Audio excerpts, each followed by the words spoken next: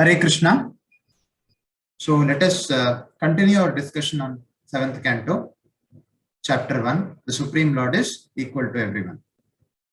Nama Om Vishnu Padaya Krishna Presthaya Bhutale Srimate Bhakti Vedanta Swaminiti Namine Namaste Saraswate Deve Gauravani Pracharine Nirvishesha Shunyavadi Paschatya Deshatarine Vagisha Yasya Vadane Lakshmir Yasya Cha Vakshasi Yasya Te Hridaye Samvit तं नृसिंहमहं भजे एकेन चक्रमपरेण करेण शङ्खम् अन्येन सिन्धुतनयम् अवलम्ब्य तिष्ठन् वामेतरेण वरदाभयपद्मचिह्नम् लक्ष्मी नृसिंह मम देहि करावलम्बम् उग्रं वीरं महाविष्णुं ज्वलन्तं सर्वतोमुखं नृसिंहं भीषणं भद्रं मृत्युं मृत्योर्ममाम्यहम्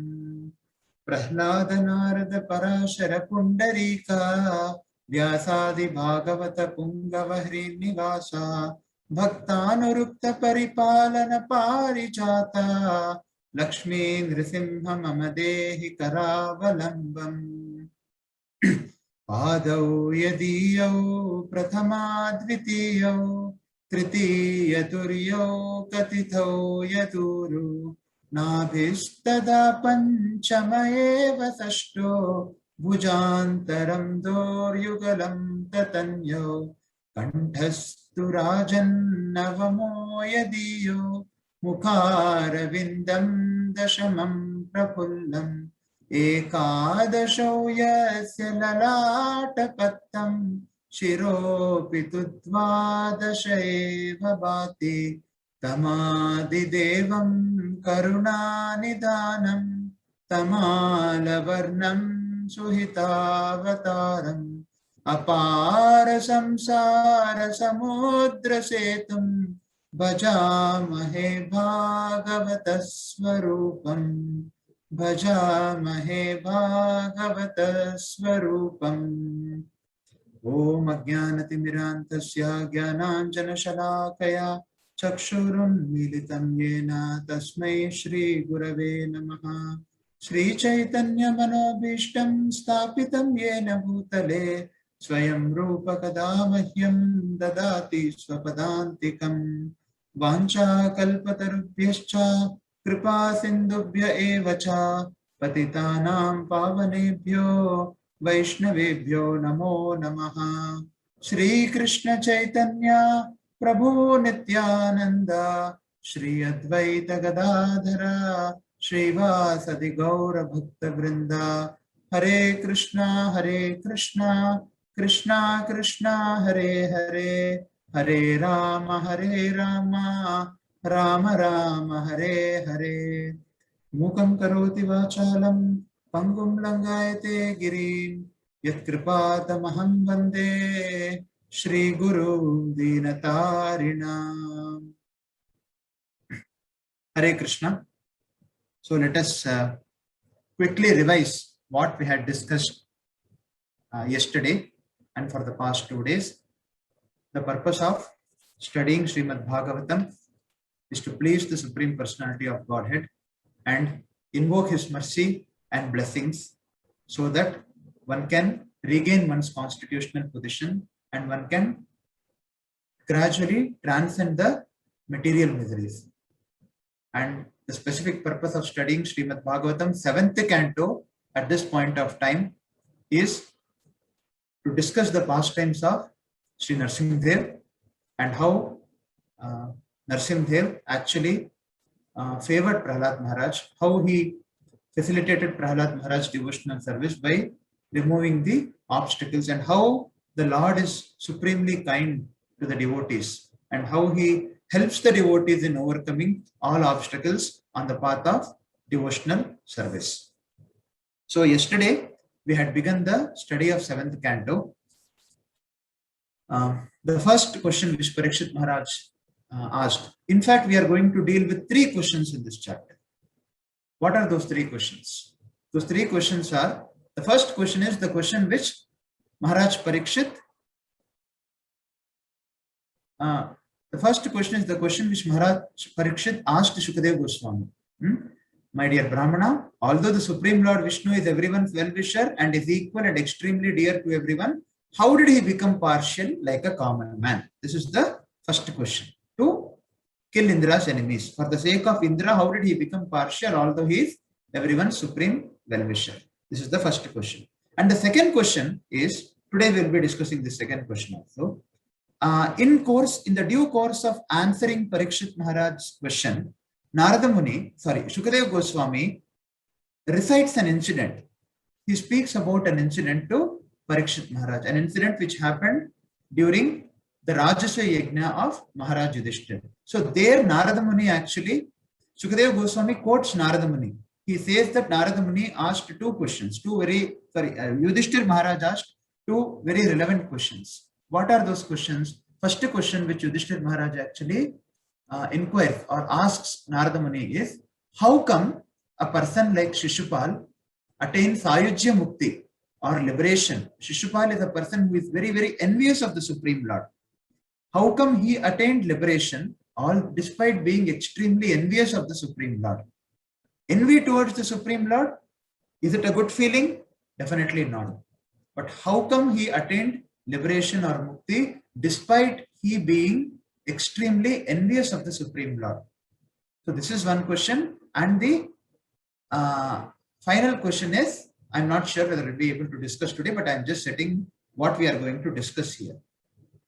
Setting the context of what we are going to discuss here. And the final question is, how come there was great enmity between Hiranyakashipu and his son? So when he asked the first question, how come Shishupala attained liberation or attained mukti, Sayujya Mukti to be specific, although he was extremely envious of the Lord? And then Narada Muni starts reciting, or he starts clarifying Yudhishthira Maharaj's questions by giving many examples and by actually telling who is Shishupal. Shishupal is nothing but Shishupala and Dantavakra are none other than Jaya and Vijaya, and how by the will of Lord all this happened, and how they had come to this material world by the will of the Lord, by the curse of the four Brahmanas, the four Kumaras, Chatush Kumaras. And then he continues, and then Yudhishthira Maharaj asks another very important question. How come there was such a great enmity between Hiranyakashipu and his son Prahalad? So this chapter is an introductory chapter to the remaining chapters, what we are going to discuss. So yesterday, I think we had discussed around 12 verses, or 12 verses we had discussed. And 13th verse also we recited. Let us begin from 13th verse today.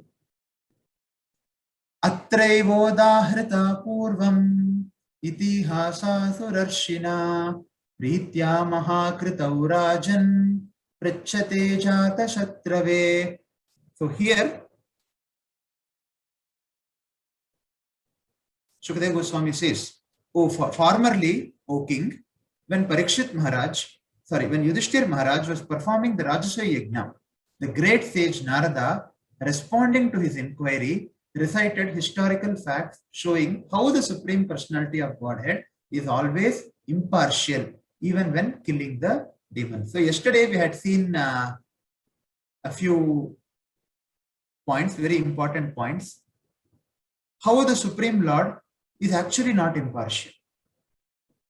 Whatever impartiality is seen is only because of one's conditioned nature, or because one is not having the proper consciousness. That is why Lord's activities are perceived as impartial. Actually, there is nothing. Lord is equal to everyone, as he declares in the Bhagavad Gita, Samoham Sarva Bhuteshu Name Dveshto Sina Priyaha. So Lord is always impartial to everyone. But whoever is very favorably inclined to the Lord's service, after all, Lord is also a person. He is a person like all of us. He is the supreme person. We are all conditioned souls, but he is the supreme person. So, just as a father, despite how his son is towards him, he always has only love and affection towards the son. Of course, that same love and affection will be shown to one son in one way and to another son in another way. A father's appreciation or a father's good behavior towards one son is out of love and affection. The father is the son's well-wisher. And if there is a rebellious son, then the father's chastisement is also an expression of his love and affection to the son in order to rectify the son. So this is one aspect. And the other thing to understand is, actually, personally, Lord is not doing anything to kill the demons. It is the time factor we have seen in the previous verse. It is the time factor which is actually inducing people to act in different ways. The people in Sattva-guna, they keep getting elevated gradually on the path of devotional service. Whereas those persons who are influenced by the lower modes, that is the Rajoguna and Tamoguna, with the passage of time, they are all annihilated. So therefore, the Supreme Lord induces the time factor to act in different ways, but he is never partial. We have seen even one more example. An example of how there are two electrical devices. One is the geyser and the other is a refrigerator. Both of them have a wire and both of them have plug and both of them have the same electrical power supply. So the user of these two devices takes the plug, plugs the, he puts the plug inside the socket and he just turns on the switch. And with the passage of time, the refrigerator becomes very, very cool. Whereas the geyser becomes very, very hot. And there is a chance that if it is not turned off at the right time, it may actually damage the electrical device. It may damage the geyser. So therefore, Supreme Lord, he doesn't do anything here. He just creates the time factor. He creates the material world. He creates the material world for all rebellious souls like us, because he is the Supreme Lord, he is the Supreme Father. Because of our free will, we desire to enjoy. And because of that, the Lord creates this material world and he induces the time factor. Therefore, he is not partial. Atrevodahritah purvam itihasassurarshina Pritya mahakritau rajan pritchate jata shatrave. Formerly, O king, Shukadeva Goswami is telling this to Parikshit Maharaj, quoting the incident of Rajasuya Yajna. When Maharaj Yudhishthir was performing the Rajasuya Yajna, the great sage Narada, responding to his inquiry, recited historical facts showing how the Supreme Personality of Godhead is always impartial even when killing the demons. In this regard, he gave a very clear example. Drishtva mahadbhutam raja rajasuye mahakritau vasudeve bhagavati sayujyam chedi bhubuja. O king, at the Rajasuya sacrifice, Maharaj Yudhishthir, the son of Maharaj Pandu, personally saw Shishupala merge into the body of the Supreme Lord Krishna. So what happened in the Rajasuya Yajna was, Krishna actually took his Sudarshan Chakra and he killed Shishupala. Because Shishupala was constantly blaming Krishna, constantly blaspheming Krishna. So therefore, but what happened after Shishupal's head was cut off from his body? He saw Shishupal merge, or Shishupal's soul merge into the body of the Supreme Lord Krishna. Therefore, struck with wonder, Yudhishthir Maharaj inquired the reason from great sage Narada. While he inquired, all the sages present in the Rajasuya Yajna also heard him ask this question, because everyone was a witness. One side they are saying that Krishna is killing, one side they are saying Shishupal is blaspheming Krishna. Actually, there was a condition which Lord Krishna had given to Shishupal. You can blaspheme me, but the 100th time you blaspheme me, I will kill you. That will be the end. But he did not have faith in that, or he could not believe that, and he never gave up his blasphemy, and Krishna was keeping on counting. And when the 100th time Shishupal actually blasphemed the Supreme Lord, then the Supreme Lord cut off Shishupal's head. Now let us see why it happened also, the subsequent verses. So therefore, Yudhishthir Maharaj was surprised when he saw that a great offender of the Supreme Lord Krishna, after death, he is actually merging into the body of the Supreme Lord. He is getting liberated. That is called Sayujya Mukti. Tatrasinam surarshim Rajapandu sutakritau papracha vishmita mana muninam shranvatamidam. O king, At the Rajasuya Yajna, Maharaj Yudhishthir, the son of Maharaj Pandu, I think this Sri Yudhishthira Uvacha. Now Yudhishthir Maharaj is asking Narada Muni. Narada Muni was also present in the Rajasuya Yajna. Ato aho atyadbhutam yeta durlabhai namapi vasudeve paratatve paretatve praptis chaidyasya vidvishaha. So Maharaj Yudhishthir is inquiring now. He is inquiring. It is very wonderful to see that the demon Shishupal merged into the body of the Supreme Personality of Godhead, even though he was extremely envious. This Sayuchya Mukti is impossible to attain even for great transcendentalists like the Jnanis.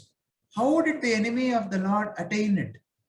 This is very surprising that a person who has treated the Lord in such an inimical way, who was always envious of the Supreme Lord, who was always blaspheming the Supreme Lord. The Supreme Lord killed him, okay, but after death what happened? He actually merged into the body of the Supreme Lord and he got liberated from this material existence. How is it possible that an enemy of the Lord attained liberation? So this is the second question. It's a very relevant question. What we will be discussing. What was the first question in this chapter? The first question was Parikshit Maharaj's inquiry to Sukadeva Goswami as to why the Supreme Lord appears partial, or why is he partial to a few people, although he is the Supreme Well-Wisher. Now this is the second question. How come a person who is extremely envious of the Supreme Lord attained liberation? Etat veditam ichchamaha sarva eva vayam mune bhagavan nindaya veno tvijaish tamasi patitaha. O great sage, we are all eager to know the cause for this mercy of the Lord. I have heard that formerly a king named Vena blasphemed the Supreme Personality of Godhead, and that all the Brahmanas consequently obliged him to go to hell. Shishupal should also have been sent to hell. How then did he merge into Lord's existence? So one question is that why does Lord appear partial? But you see the second question is, to a person who is completely envious of the Lord, what is this mercy of the Lord? We are not able to understand this mercy. That is Yudhishthira Maharaj's question. What is this mercy of this Lord that a person who is completely envious of the Supreme Lord, ideally, I mean, as per what he has heard before, King Vena, the description of King Vena is given in 5th canto of Srimad Bhagavatam, 4th canto. So he blasphemed the Supreme Personality of Godhead and that he went to hell. But how come Shishupal did not go to hell? How did he merge into the Lord's existence and get mukti? Now here, I would want to say one thing. I'm not going into detail. There are 5 types of liberation. We can refer to Nectar of Devotion. Maybe in future we may have some discussions on that also. Let us explore, see the possibility. But actually there are 5 types of liberation. Sayuchya Mukti, Salokya Mukti, Sarupya Mukti, Samipya Mukti, and Sashti Mukti. So different ways in which one actually gets liberated from material existence. So Sayuchya Mukti is the lowest, but still it is a liberation from material existence only. So Yudhishthira Maharaj was very inquisitive. He wanted to inquire how a person who is completely envious of the Supreme Lord, how he is being favored by the Supreme Lord. Tamaghosha sutta papa arabhya kalabhasanat sampratyamarsi govinde dantavakrascha durmatihi. From the very beginning of his childhood, when he could not even speak properly, Shishupal, the most sinful son of Damaghosha, began blaspheming the Lord, and he continued to be envious of Sri Krishna until death. Similarly, his brother Dantavakra continued the same habits. Sapatar ashakrit vishnum yad brahma paramavyayam switro najato jihvayam Nandam Bivishatustamaha. Although these two men, Shishupal and Dantavakra, repeatedly blasphemed the Supreme Personality of Godhead, Krishna, the Supreme Brahman, they were quite healthy.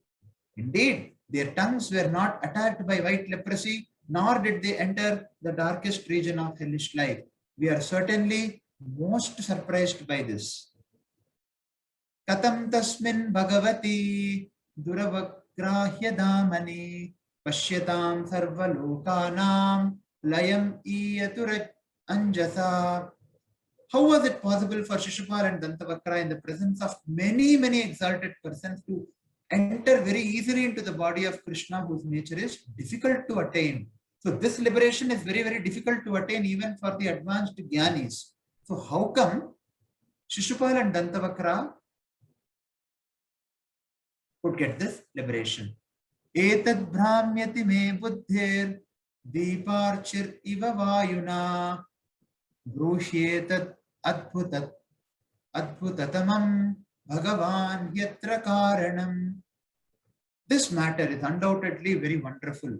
Indeed, my intelligence has become disturbed, just as the flame of a candle is disturbed by a blowing wind. Oh Narada Muni, you know everything.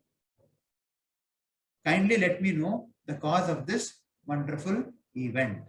So Yudhishthir Maharaj again is inquiring in a very submissive way, what we have seen yesterday.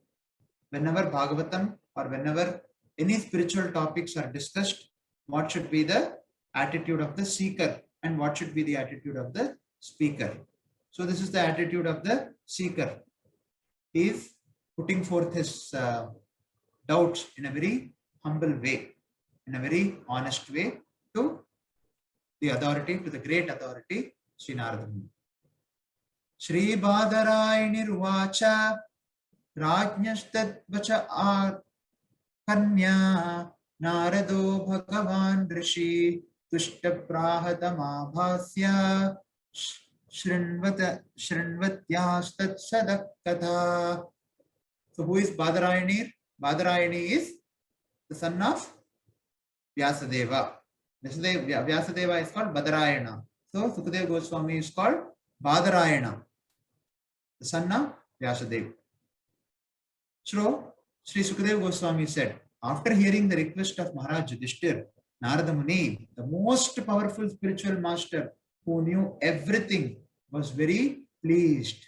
Thus he replied in the presence of everyone taking part in the yajna. So therefore, the disciple is inquiring in a very humble and submissive way from the spiritual master or the authority, spiritual authority, Narada Muni.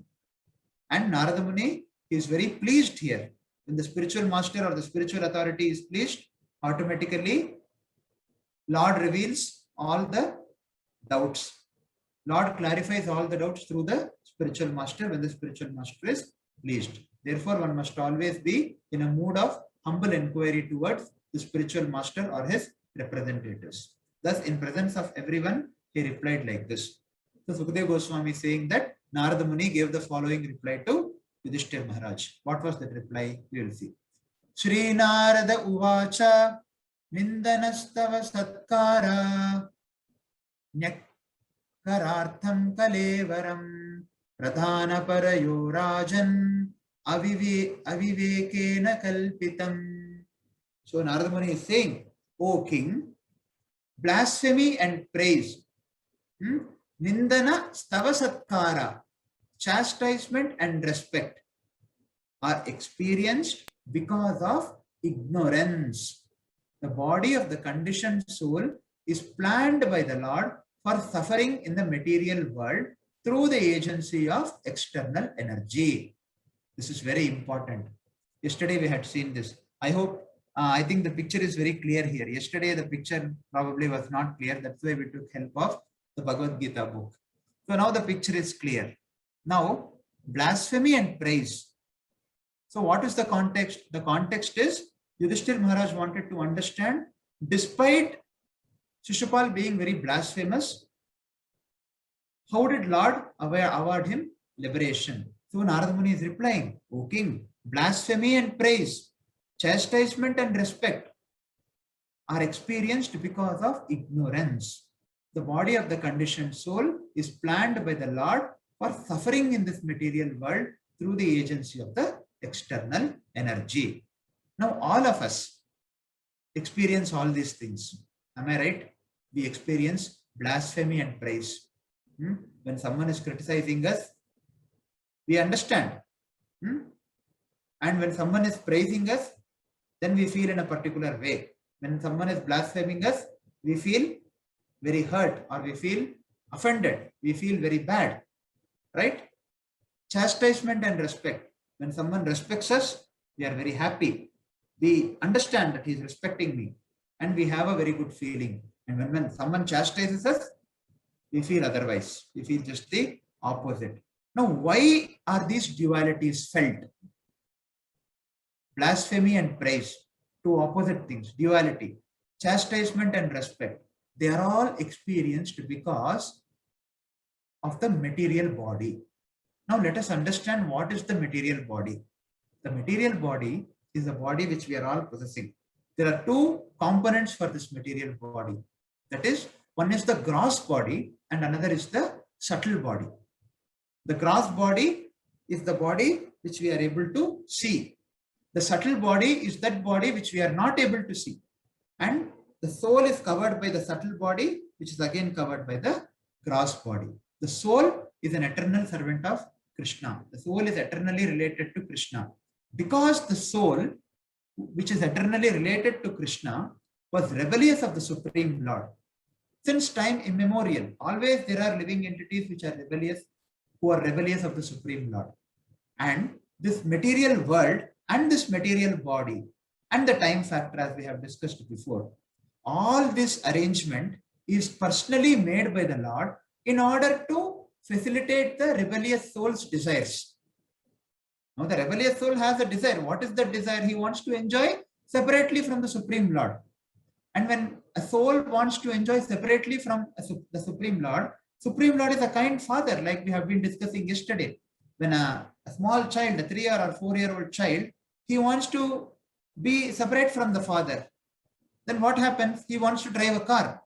Only the father can drive a big car. The small child cannot drive the car. But if he wants to drive the car, the Supreme Lord or the father, the very kind father, gives the child, or if the child is very, very adamant, he's becoming very, very rebellious, then the father is concerned that this person is becoming rebellious. So what happens? The father, being very, very kind, he provides the facility of a toy car to the boy. So for some time he is happy with that. But can the toy car satisfy him? No. Similarly, because of the rebellious nature, Lord has created this material cosmic manifestation, this material world, this cosmic manifestation. How it is created, it is explained very clearly in the Srimad Bhagavatam, particularly in the 3rd canto. So Lord creates this material world in order to facilitate the rebellious desire of the conditioned souls. Now what happens when he is into the material world? He has to have a material body. And when he gets the material body, that material body consists of two bodies. What are those two bodies? Gross body and the subtle body. Gross body is that body which one is able to see, and subtle body is that which one is not able to see. Subtle body consists of mind, intelligence, and false ego. And the gross body consists of earth, water, fire, air, and ether, Pancha Mahabhutas. So this whole, whatever we are seeing, the soul is there, the soul is covered by the subtle body is covered by the gross body. So subtle body refers to the mind, intelligence, and the false ego, which one is actually not able to see with the eye, but one can perceive. So this blasphemy and praise, chastisement and respect, one is able to experience because one has this gross body and subtle body. And in turn one has a gross and subtle body because one is a conditioned soul and one is rebellious of the Supreme Lord since time immemorial. So all this is nothing but ignorance. Only because of ignorance, only because of being rebellious of the Supreme Lord since time immemorial, one gets a gross and subtle body, and because of that gross and subtle body, one is actually able to experience these dualities. What is blasphemy? When someone blasphemes, what happens? Who gets hurt? The false ego gets hurt. Because we have that false ego. That false ego is a part of our body. It's the subtle body, that's all. We are not the false ego. We don't get hurt. Who are we? We are the soul. We all say, right? This is my hand. This is my car. This is my heart. My heart has a problem. My kidney has a problem. Who are we? We are the soul, as we have all studied for the past many days in Bhagavad Gita. Our previous session, Gita Sandesh, you would have studied this very clearly. So we are the spirit soul. So this blasphemy and praise is not experienced by the spirit soul. This blasphemy and praise or chastisement and respect or these dualities are experienced by the false ego.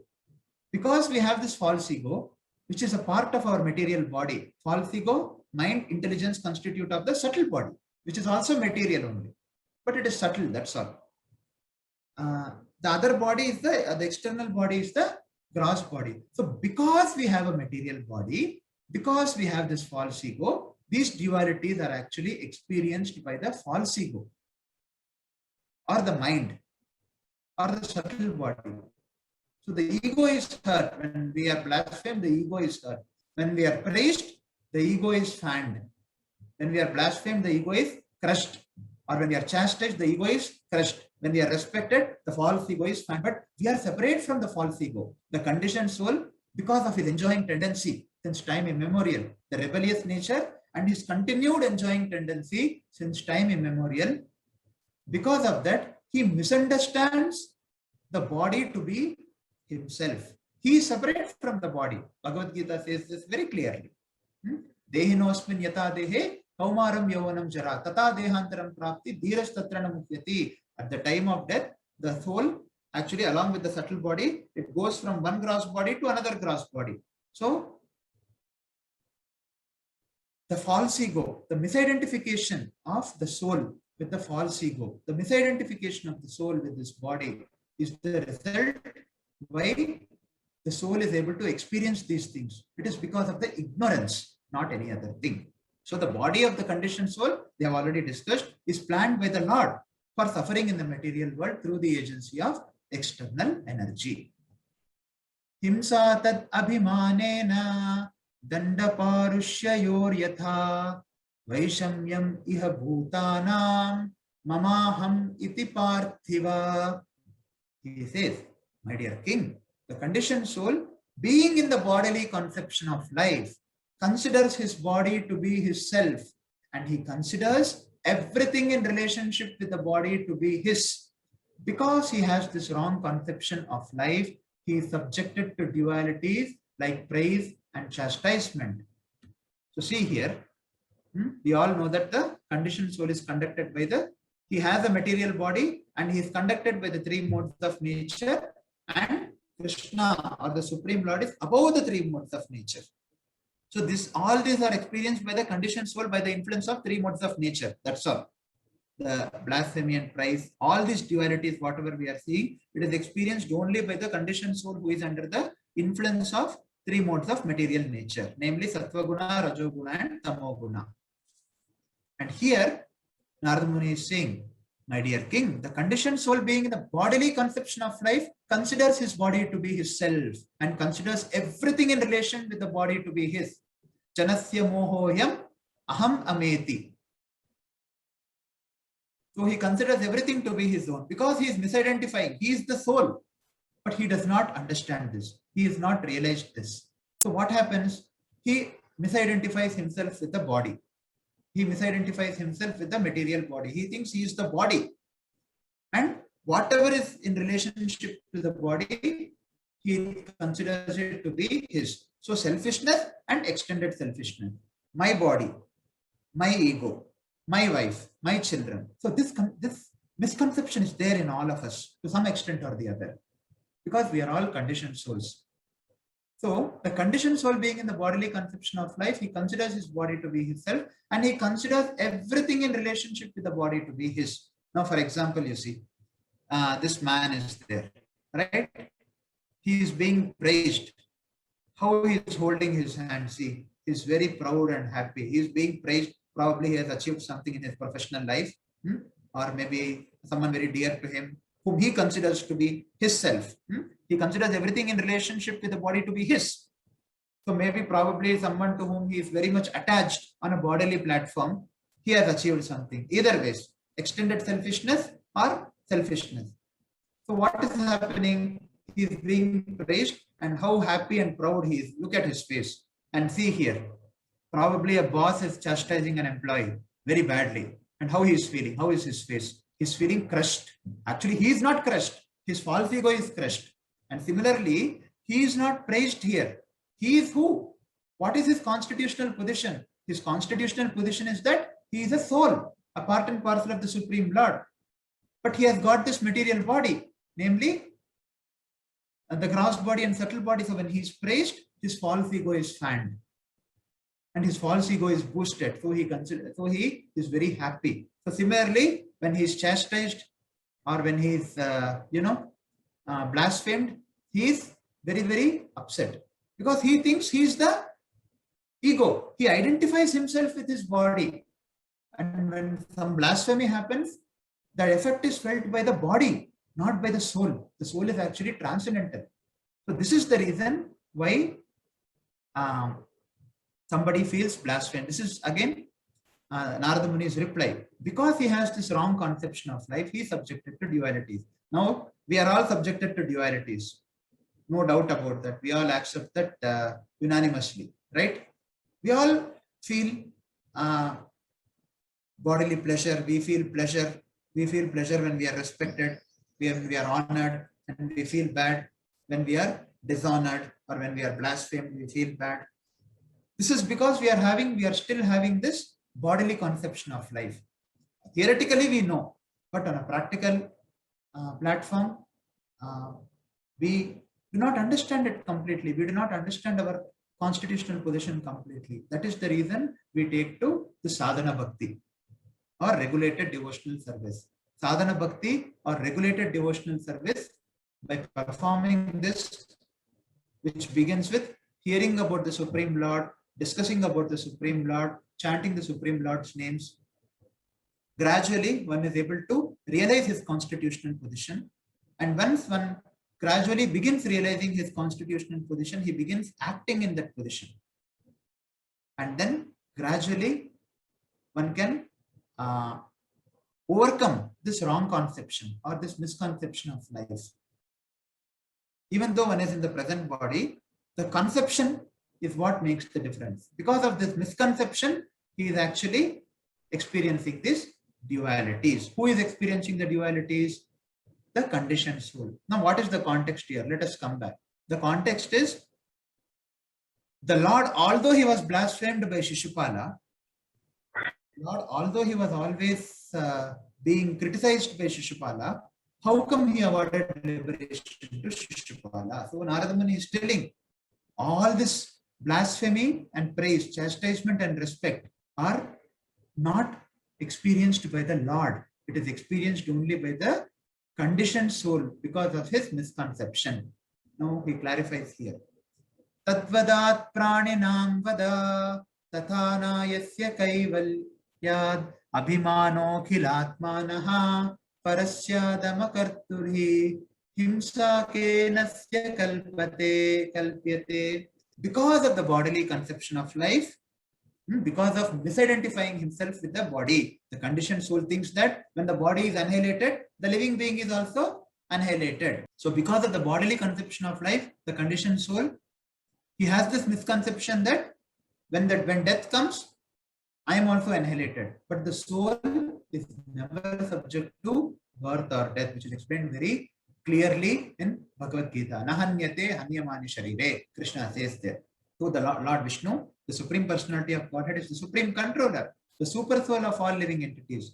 Because he has no material body, because Lord Vishnu, he has no false conception of I and mine, it is therefore incorrect to think that he feels pleasure or pain when blasphemed or offered prayers. This is impossible for him. Thus, he has no enemy and no friend. When he chastises someone or when he chastises the demons, it is for their good. And when he accepts the prayers of the devotee, it is for their good. he is affected neither by prayers nor by blasphemy. It's a very important point. Now, because of the bodily conception, the conditioned soul thinks that when the body is annihilated, the living being is annihilated. In fact, a conditioned soul, the more he is in the bodily conception of life, the more he is unable to realize his constitutional position as a soul, as an eternal servant of Krishna. And because he is unable to realize his constitutional position, what happens is he is very fearful, because he is very fearful of death. He doesn't know what is going to happen after death to him. He thinks that I will be finished. But who is I? Who am I? He doesn't know that. He thinks that when body is annihilated, I will also be annihilated. But he doesn't know who is he. Who is this I to whom he is referring to? He has no conception about that. So that is the reason he is very fearful of death. And who can actually remove this fearlessness? Only when one realizes himself, when one becomes increasingly self-realized, then he will be able to be fearless. And this fearless, how can one become self-realized? An important part, two important parts of self-realization are realizing one constitutional position and realizing the Lord's position. Without realizing the Lord's position, one cannot realize one's own constitutional position. Can we speak about the sun ray separate from the sun? We cannot speak. So if you have to understand the sun ray, you have to understand the sun also. Similarly, when one wants to understand oneself, when one wants to realize oneself, one has to understand the Supreme Lord, because the living entity is an eternal part and parcel of the Supreme Lord, is an eternal servant of the Supreme Lord, Krishna. So because of the misconception or because of the increased bodily conception, the conditioned soul thinks that when the body is annihilated or when death happens, everything is annihilated, even the soul is annihilated. So this is a misconception. So Lord Vishnu, the Supreme Lord, is the supreme controller. Now he is saying the difference between the until now Narada Muni was explaining who actually experiences this blasphemy. This blasphemy, which Yudhishthir Maharaj was referring to, Shishupal's blasphemy. Now Narada Muni is replying back. He is telling who experiences this blasphemy. This blasphemy or these dualities are experienced only by a conditioned soul who is in the bodily conception of life. But now he is explaining about the Supreme Lord. Lord Vishnu, the Supreme Personality of Godhead, who is the Supreme Controller, the Super Soul of all living entities. He has no material body and therefore he has no false conception of I and mine. Therefore, it is incorrect to think that he feels pain or pleasure when he is blasphemed or offered prayers. We feel pain when we are blasphemed. We feel pleasure when someone appreciates or glorifies us. But the Supreme Lord is not like that, because the Supreme Lord does not have a material body like us. The Supreme Lord is above the three modes of material nature. Yesterday we have discussed. He is supreme. That is why he is called supreme. Sarva Karana Karanam. Ishvara Parama Krishna. Parama Krishna. He is the supreme Ishvara. Satchidananda Vigraha. He is completely Sat, Chit and Ananda. Eternity, knowledge and bliss. Anadiradir Govinda. He is not created by anyone. He is existing since time immemorial. He is always present. Anadiradir Govinda. Sarva Karana Karanam. He is the cause of all causes. So therefore, he does not have a material body like us. So therefore, he doesn't have the false conception of I and mine. This false conception comes only when one has a material body. When the soul, a rebellious soul, has got this material body, then this misconception comes that I am this body, or I am this ego, or whatever it may be. But Supreme Lord does not have a material body. So he is the Supreme. So there is no false conception of I and mine here. So therefore, he does not feel pleasure when somebody offers prayers, or he does not feel pain when someone blasphemes him. Now let us see, this has to be discussed in detail. Offered prayer is impossible for him. Then why should we offer prayers to the Supreme Lord, one may ask? We have to offer prayers to the Supreme Lord. Anyway, Lord is not feeling, pleasure or pain. Then why should we offer prayers to the Supreme Lord? We must offer prayers for the Supreme Lord for our own benefit. When we offer prayers to the Supreme Lord, and when we offer proper prayers, when we offer proper prayers, then not artificial prayers. When we offer proper prayers in proper consciousness, definitely the Lord is pleased. He is not pleased by artificial prayers, or he is not affected by this blasphemy. When someone prays to him, glorifying him artificially, like we feel very happy when someone glorifies us, right? Although we know that that person is doing it with a motive. For example, so many people in our workplace, many people appreciate us.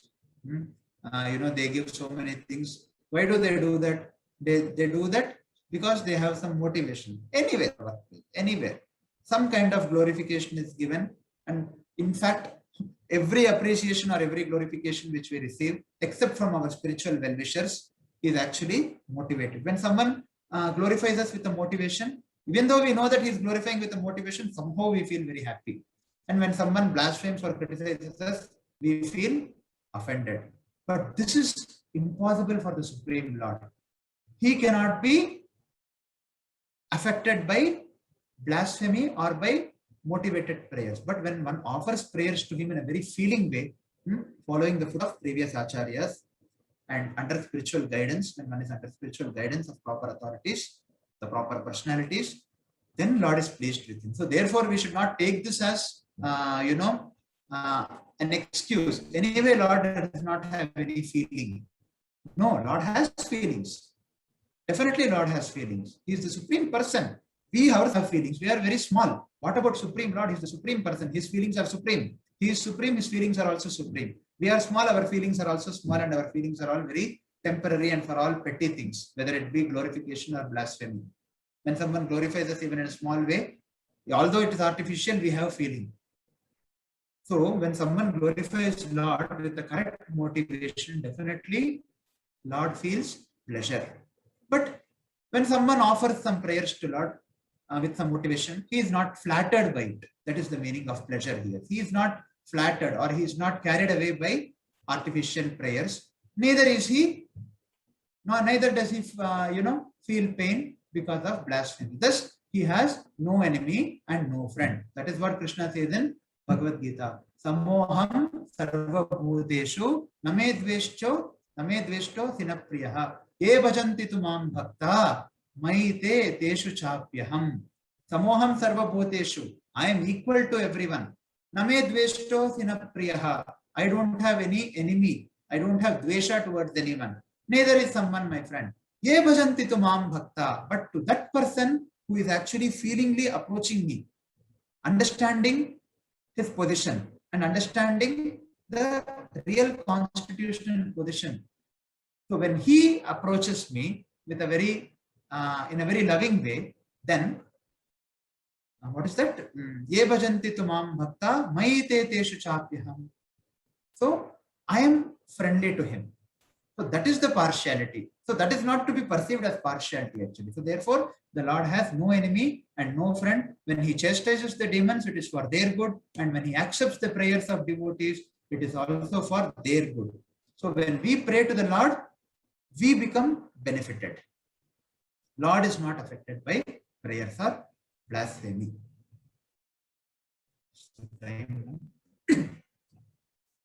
Tasmat vairanu bandhena nirvairena bhayena va snehat kamena vayunjat katanchinnekshate pratak. Therefore, tasmat vairanu bandhena nirvairena bhayena va snehat kamena vayunjat. So therefore, Narada Muni is telling tasmat, therefore, vaira anubandhena. What is vaira? Vaira means enmity. Anubandhena, by devotional service. Therefore, by enmity or by devotional service, nirvairena bhayena va, by fear, by affection, or by lusty desire. Snehat kamena vayunjat katanchin nekshate pratak. By any of these feelings, with the feeling of devotional service, with the feeling of fear, with the feeling of affection, with the feeling of lust, by any of these feelings, if a conditioned soul somehow or other concentrates his mind upon the Lord, the result is the same for the Lord because of his blissful position, as we have discussed, is never affected by enmity or friendship. He is not affected. The result is the same. So when someone is completely immersed in thinking about when someone is constantly meditating upon the form of the Lord, he's always contemplating on the Lord by any means, be it by devotional service, be it by fear, be it by affection, by any of these feelings, be it by lusty desire, by any of these feelings, if one is able to actually concentrate his mind upon form of the Lord. In fact, that is the instruction which Lord gave to Arjuna in Bhagavad Gita. Tasmat sarveshu kaleshu mam anusmara yudhyacha. You also fight, but fight thinking of me. Tasmat sarveshu kaleshu mam anusmara yudhyacha mayarpita manobuddhir mame vaishyas asamshayah. So Krishna says in Bhagavad Gita, you please fight. That is there in the 8th chapter. That instruction is there. Antakalecha mameva smaran muktva kalevaram yat prayati samadbhavam yati nat ratra samshayah yam yam vapi smaran bhavam tvajatyante kalevaram tam tamevaiti kaunteya tada tad bhava bhavitaha yam yam vapi smaran bhavam. So whatever state of mind one is during death, yam yam vapi smaran bhavam tvajatyante kalevaram tam tamevaiti kaunteya sada tad bhava bhavitaha. Tasmat sarveshu kaleshu. So Lord instructs Arjuna there. Therefore, O Arjuna, tasmat sarveshu kaleshu mam anusmara yudhyacha. You concentrate your mind upon my form. Mam anusmara yudhyacha. Mam anusmara, and what you should do after doing anusmarana? Yudhyacha. You perform your duty. You fight. Yuddha was his duty. So by any of these feelings, when one is able to concentrate his mind upon the Supreme Lord, the result is the same, because the result is the same for the Lord. Because of his blissful position, Lord is never affected by enmity or friendship. So, what is the verse number here? This was, I think we can stop here. For 26, Prabhuji. Which is the verse number, Kranti Prabhu? 26. Not visible.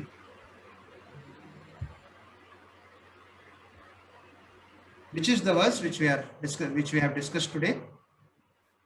26th is the last one, Prabhu.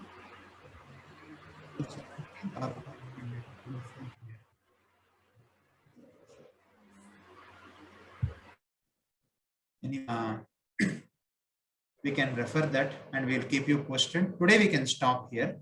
Not sure, maybe 17 or 18, I think. We can stop here. So before that, I just wanted to share. Let us quickly revise for 2 minutes what we had seen here. 1 minute. We will revise quickly. Are you able to see this?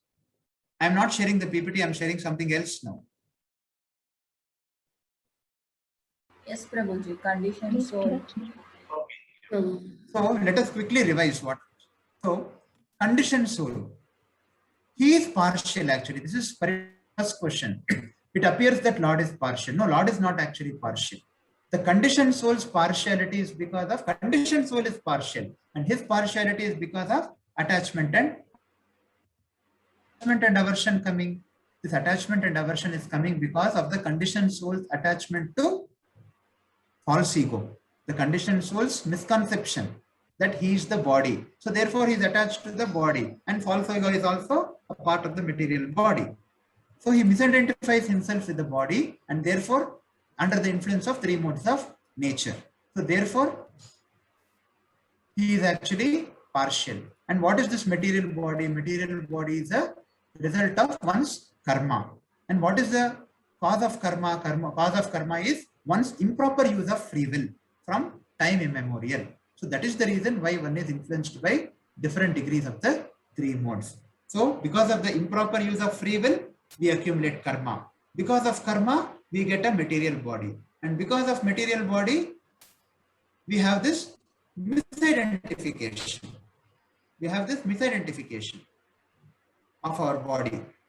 We misidentify ourselves with the body. We misidentify the soul with the body, and therefore all these dualities are felt. And therefore, we have this partiality and we are affected by attachment, aversion and all. But again, everything is coming from improper use of free will. Now, what is the proper use of free will? Proper use of free will is when we use the minute independence given to us properly, like all the participants here are doing. We all are conditioned. We all have these material bodies. We all are affected. We all are conditioned by the three modes, but we have a choice. What is the choice? In the morning, we can either do something else or take our time to attend this class, because the bhakti, the beginning process of bhakti is Shravanam Kirtanam. So when the proper use of free will is there, what happens is one is not affected by karma, and slowly one progresses in spiritual life, and slowly his misconception is dispelled. So when one advances in spiritual life by proper use of free will, what happens is this misidentification is not there. And when this misidentification is not there, there is no attachment and aversion. So therefore one acts on the platform of bhakti. Even though he may be acting in the material world, he will act on the platform of bhakti. So what about such a person? Such a person, he perfects his life, and he also gives an opportunity for others to perfect their lives, and thereby he goes back home, back to Godhead. So what is the Supreme Lord? Again, we have seen, let us revise this. The Supreme Lord and his form are completely transcendental and beyond the three modes of nature. So therefore, he is not subjected to the law of nature. Now we can open up for questions for the next 15 minutes. Anyone has any questions? Hare Krishna, Prabhuji. Do we have some questions in the chat? So first preference will be given to the questions which are asked. Then we can go with the chat questions. Or if someone doesn't, if no one has any question, then we can go ahead with the chat questions. Hare Krishna, Prabhuji. Dandavat Pranam. Hare Krishna. Hare Krishna, Mataji. Prabhuji, as in the last sloka, we discussed that whether it is enmity, devotional service, fear or affection, or lusty desire, any one of them is, if the conditioned soul is concentrating upon, then the result is same. So is there no difference between the devotional service and the enmity thing? Very good question, Mataji. Thank you. We will be discussing that. We will be discussing that tomorrow and day after. Yes. Okay, Prabhuji. See, when one thinks of the Lord, see, that is the mercy of the Lord actually. Even if one thinks of the form of the Lord in a lusty way or in a very inimical way or in the ways which are mentioned there, Lord is always merciful. That is the Lord's magnanimity. That is the Lord's mercy. But that doesn't mean we have to think of the Lord in that way. That's a very good question, but we will be discussing in detail in the next verses. Okay. Okay, Mataji. Prabhuji, in that case, whether Kamsa also got liberation and Surpanakha also got liberation? Kamsa, yes, he did get liberation because he was, although he was thinking of the Supreme Lord in a very unfavorable way, still he was not denying the form of the Lord. Only his feeling was different. That's all. So that we will be discussing in the coming sessions. Yes, thank you. Prabhuji? Yes. Prabhuji, can you just tell me if supposing somebody hurts you or praise you, what should we do? If somebody hurts you or praises you, then what should we do? Thank you. This is also a very good question. we should know who is that somebody first. If he is your spiritual well-wisher, then if he is your spiritual well-wisher who really is concerned about your spiritual life, then his praising or his chastisement, his praising should be taken as an encouragement. Chastisement should be taken as an indication of what we need to improve. If he is your spiritual well-wisher, or if he is your spiritual guide, or if he is your spiritual master, maybe anyone, but if he's dealing with you on the spiritual platform, he's actually, and you should also see for what reason one is praising you or criticizing you. But if a praise or criticism is given by a spiritual well-wisher, then it should be seen in a very you know, it should be taken seriously. Of course, we should see if sometimes even when someone, if someone to whom we are not spiritually connected, even they end up sometimes in chastising us or praising us, their praise should not be taken very seriously. And if we are hurt by their chastisement, see, it's not one thing. We should see many things here. Probably we did some mistake, or sometimes even if we don't, if we have done some mistake and still we are not able to tolerate, then slowly, gradually we have to change ourselves. And if we have really committed some mistake and if we have not committed some mistake and if that person is criticizing us, we should know that he is actually giving us our karma. You know, this is a very first level of consciousness. Definitely, I am not level, I should say. I am also struggling. But yes, we can discuss that. We can together come to that level. Thank you. Yes, thank you, Prabhuji. Hello. Yeah, yesterday there is one question. How can a devotee perform sinless chanting as distracted easily? So this was asked yesterday also. So we will discuss. How can we perform sinless chanting? Yes, it's not sinless actually, it's called offenseless chanting. Actually, offenseless chanting is the goal of life. Why we are reading Srimad Bhagavatam, we are performing devotional service, so that we come to a point when we can offenselessly call the holy names of God. So I would advise you to read Shikshashtakam prayers by Chaitanya Mahaprabhu. Lord Chaitanya Mahaprabhu, who is none other than Lord Krishna, who had come in the form of a devotee, Kali Yuga. So he has left behind his teachings in 8 verses called the Shikshashtakam. Anuradha Mataji will be able to guide you. So how one must actually chant, it is there. And also there is something called the 10 offenses which should be avoided while chanting the holy name. That also Anuradha Mataji can provide. You can please contact her. Next. Can you hear, Prabhuji? I want to know one thing. Yes, Why Prabhu. Vena went to hell, even though Krishna is not a friend and not an enemy? Why it was favorable to Shishupala and Dandavarga? Why not for Vena?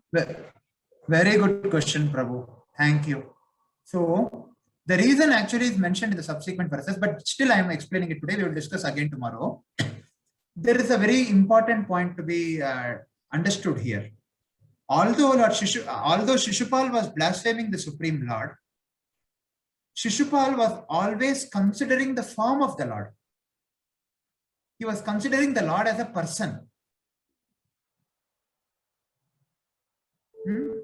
Shishupal or Dantavakra, who were constantly envious of the Supreme Lord, they were still considering the Lord as a person. They were thinking that this person is my enemy. But they did not reject the personal form of the Lord. They were always thinking of the Lord in a very inimical way, understood, but they did not deny the personal form of the Lord. They did not neglect the Lord. They were considering the Lord's form to be, they were considering Krishna, the person Krishna is my enemy. So they were considering the personal form of the Lord always, and therefore, although they thought of Lord as their enemy, they were actually thinking the person Krishna is my enemy, the person Krishna is my enemy, the person Krishna is my enemy. When you keep on thinking like that, what happens is actually you start absorbing yourself more and more in remembering the person Krishna. So although the feeling is not very good, but still because they never neglected the person. They were always thinking of the person. They always considered the person. They were giving consideration to the personality of the Supreme Lord. That is the reason they got benefited. Whereas Vena, it is mentioned that he was a complete atheist. He never believed in the personal form of the Lord. So therefore, he had to suffer in the hellish planets. Okay. So Lord is very pleased when at least somebody is acknowledging that I am a person. Somebody is acknowledging my form. So with that intention, Lord is pleased. See, for example, I will tell you, you may have 2 or 3 relatives or friends. they're all your good friends. One friend is actually always chastising you. One friend is very favorably disposed towards you. And one friend, he's chastising you. I mean, you know that he has some problem, but he's meeting you, but always he's envious of you. And another friend, he's very favorably disposed to you. And the third friend, he always neglects you. He neglects the relationship. He's very impersonal towards you. He doesn't even consider you as his friend. He just doesn't remember anything. I mean, he just behaves in a very whimsical and impersonal way. Who is the first person who is dear to you? Can you answer me? First person is Shishupala. The last person is No. Vena. The That's what first I understood. person is the person who is favorably inclined to you and your relationship, right? Okay. Sorry. This is just an analogy. Yeah. So, yeah. So the first person whom you whom you are happy with is the person who is very favorably disposed to you. Now here the second person is there. He is The Shishupala. second person who is always inimical to you, you feel sorry for him, right? Correct. You know that this person is considering me, but somehow he's envious of me, but he's not neglectful towards me. Correct. Somehow let him change. You always pray, oh Bhagavan, let him change sometime. Right? So he is Shishupala. Yeah. Why is In one he way. always envious of me? Let him change. That will be your feeling, right? Yeah, correct. But a person who neglects you, he can never come closer to you. You know that? He is Vena. A person who claims to be your friend, but who neglects you, I mean, he can never come close. It's not your problem. It is his problem who is neglecting you, right? Correct. Thank you, So, Prabhuji. the best person is the person who is very favorably disposed. The next better person is the person who has some kind of, envy towards you. Even that person is tolerable because at least he's considering you as a person. But the third person, he's completely neglectful of you. Vena was an atheist. Shishupala considered Krishna as his enemy, but still he was considering the form of Krishna. And the devotees, they think of Krishna Pure in a devotee very is the first favorable person. way. Correct. Exactly. Thank you. Good example. Exactly. Thank you very much. The first person. So, and another reason is there. Who is Shishupala and who is Dantavakra also? We should know. Shishupala and Dantavakra were none other than Jaya and Vijaya. That also we will be discussing. It was actually, they are Lord's eternal associates. They were sent to this material world by the plan of the Supreme Lord because the Supreme Lord wanted to fight. He wanted, he willed that they come here and he wanted to fight with someone. And when the Supreme Lord decides to fight, you and I cannot fight with him, right?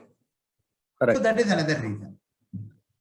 So I hope I was able to answer your question to some extent. Yeah. Thank you very much, We'll see Prabhu. it, Nice example.